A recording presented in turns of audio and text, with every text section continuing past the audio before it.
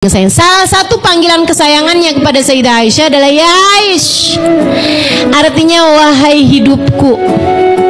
Ya Allah, kalau kita dipanggil begitu sama laki kita meleleh. Masya Allah, indah ya, luar biasa ya. Nabi manggil kemudian ya Aish. Sayyidah Aisyah, lebih ya Rasulullah, ini udah hampir ketiduran nih, melek mata. Lebih wahai Rasul. Nabi Muhammad nanya, alaki hajah, kamu ada hajat nggak sama saya? Hajat suami istri, Bu. Nabi nanya, Aisyah, kamu lagi ada hajat nggak? Kata Sayyidah Aisyah, emang kenapa gitu Rasul? Maksudnya kenapa engkau bertanya? Kata Nabi Muhammad, ya Aisyah, in kana lak hajat qdiha. Wahai Aisyah, jika kamu sedang punya hajat, aku akan dengan senang hati melakukannya. Wa illa, kalau enggak, izinkan aku untuk beribadah kepada Allah.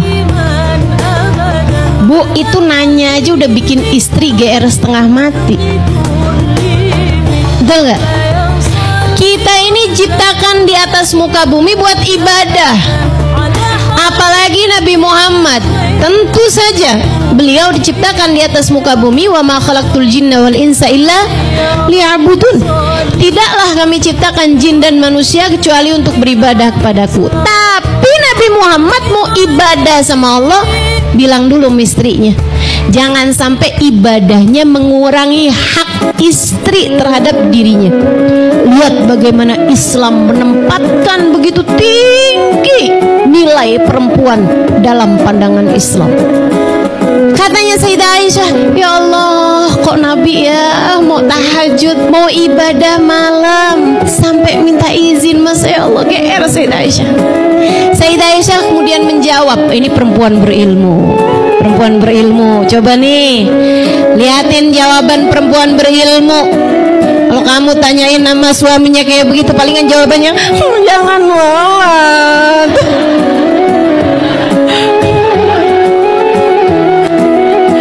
Di sini aja. Gitu gak kira-kira? Masya Allah. Jawaban Sayyidah Aisyah, perempuan berilmu, sekali lagi perempuan pandai. Mudah-mudahan Allah karuniakan kepada kita ilmu ma'rifat seperti yang Allah karuniakan kepada Sayyidah Aisyah. Amin ya rabbal alamin. Perempuan hebat ini ya. Katanya Sayyidah Aisyah jawab kayak begini nih, beliau tuh nggak bilang yang gila Rasul, ibadah aja mesti pakai nanya saya misalnya, atau nahanin gitu, jangan dong Rasul di sini aja, enggak gitu. Kata Sayyidah Aisyah, wahai Rasulullah, siapa orangnya yang tidak suka engkau berada di sampingnya? Namun siapa juga orangnya yang dapat menghalangkanmu beribadah kepada Allah? Saya nggak mau jadi keduanya gitu. Katanya Sayyidah Aisyah, silahkan wahai Rasulullah, sembahlah Allah seperti yang kau mau. Pintar, gitu ya. Kata Sayyidah Aisyah, aku pun kemudian lihat Nabi Muhammad berdiri dan mulai mengerjakan sholat. Teman-teman sekalian, Nabi Muhammad sholat terus panjang gitu berdirinya. Kata Sayyidah Aisyah, aku ngantuk tiduran. Aku kebangun beberapa saat kemudian dan dalam keremangan lampu, ya, aku lihat Nabi Muhammad masih sedang sholat.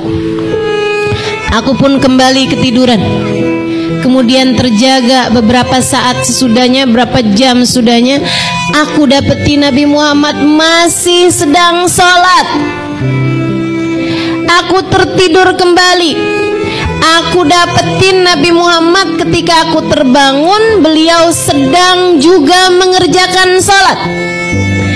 Antara ruku, antara sujud, antara duduk di antara dua sujud, antara tahiyat, antara lagi doa, tapi masih terus ibadah aja.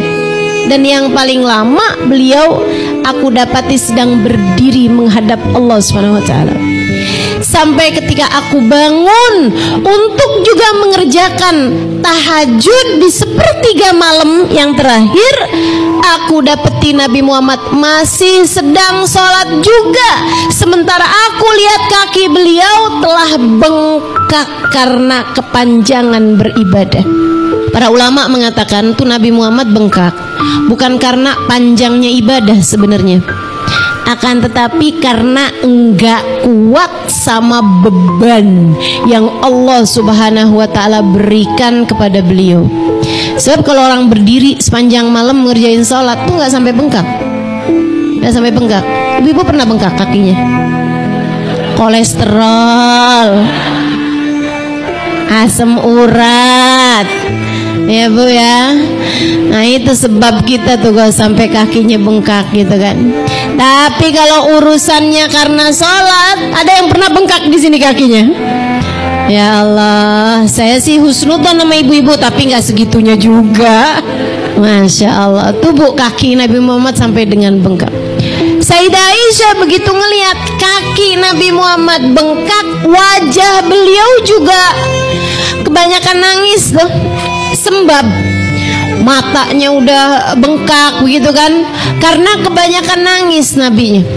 Sholat dengan sangat khusyuk ditambah dengan linangan air mata. Sayyidah Aisyah ngeliatnya, ya Rasulullah, lima hadzal juhud kullah, wahai Rasul kok sampai segininya sih? Kayaknya Allah nggak menuntutmu sampai segininya di Rasul.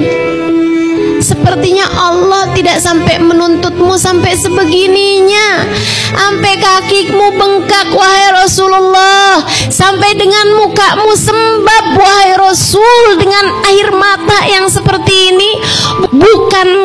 Bukankah telah Allah ampuni kesalahanmu? Jika ada yang lalu maupun yang akan datang, kenapa engkau memaksakan diri sampai sedemikian? Apa jawab Nabi Muhammad? Bukankah aku ingin wahai Aisyah menjadi seorang hamba yang pandai berterima kasih kepada Allah. Ini adalah caraku berterima kasih kepada Allah wahai Aisyah. Dan meski usahaku seperti apapun untuk menunjukkan rasa terima kasihku kepada Allah, rasanya aku belum cukup untuk melakukannya dari banyaknya karunia yang telah Allah berikan dalam kehidupanku. Para ulama dari hadis ini menyimpulkan bahwa maqam tertinggi, tempat teragung, derajat paling mulia yang Allah SWT berikan kepada seorang hamba adalah ketika hamba tersebut mampu untuk menjadi seseorang yang pandai bersyukur, pandai berterima kasih kepada Allah.